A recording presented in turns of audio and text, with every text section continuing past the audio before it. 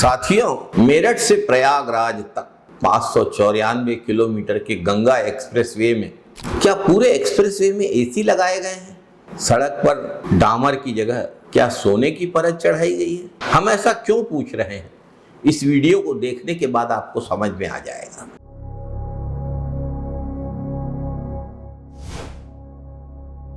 नमस्कार साथियों, गंगा एक्सप्रेसवे में ऐसी कौन सी खास बात है कि इसका टोल टैक्स इतना महंगा रखा गया है?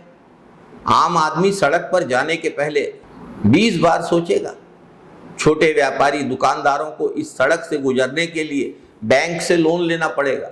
इस एक्सप्रेसवे को यूपी की लाइफलाइन बताया जा रहा है, लेकिन हकीकत ये है कि ये सेठ की तिजोरी भरने की पाइपलाइन है, जिससे आम आदमी द्वारा खून पसीना बहाकर कमाया गया पैसा सीधे सेठ की तिजोरी में जाएगा। सत्ताधीश और उनके चहेते मलाई काटेंगे। ये टोल नहीं है, ये टैक्स टेररिज्म है। जरा इन आंकड़ों को देखिए और फिर सोचिए, ये एक्सप्रेसवे बना किसके लिए है? दुपहिया तिपहिया 905 रुपए एक तरफ का।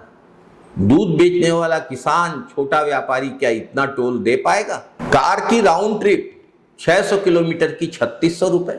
मध्यम वर्ग का पूरे महीने का राशन का बजट एक सफर में निकल जाएगा। ट्रक और बस 11,400 रुपए, यानी हर सामान महंगा होगा। परिवहन की लागत बढ़ेगी तो महंगाई आसमान छुएगी। सीधी बात, भारत की कितने प्रतिशत जनता इतना टोल टैक्स देने के लायक है? केवल 1% अमीरों के लिए बना है ये एक्सप्रेसवे। बाकी जनता सड़क किनारे खड़ी ताकती रहे। निवेश का बहुत बड़ा छलावा है ये। सेठ ने अपनी जेब से एक ढेला नहीं लगाया, ये तो सब जनता का पैसा है।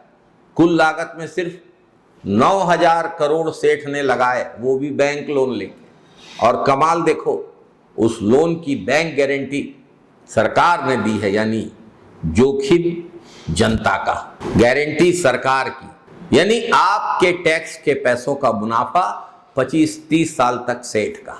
जनता की जमीन, जनता का पैसा, सरकार की गारंटी यानी जनता के खजाने की गारंटी, और टोल वसूली का ठेका एक खास दोस्त को। ये विकास है या 30 साल की गुलामी? योगी सरकार को श्वेत पत्र जारी करना चाहिए। आम जनता को जानने का हक है कि सेठ ने असल में अपनी जेब से कितना पैसा लगाया। लोन की शर्तों में जनता के हितों को बलि क्यों चढ़ा दिया गया? जब 90% से अधिक जोखिम सरकार का है, पैसा सरकार का है, तो टोल का 100% मुनाफा निजी हाथों में क्यों? 90% हिस्सा भी खजाने में आना चाहिए था। ये वही मानसिकता है जो बरगी बांध में मासूमों की जल समाधि करा देती है। ये वही सोच है जो 1 लीटर एथेनॉल के लिए 10,000 लीटर पानी बर्बाद करती है। चीन तेल भंडार जमा कर रहा है और हम अपने संसाधनों को सेठों के हवाले कर रहे हैं।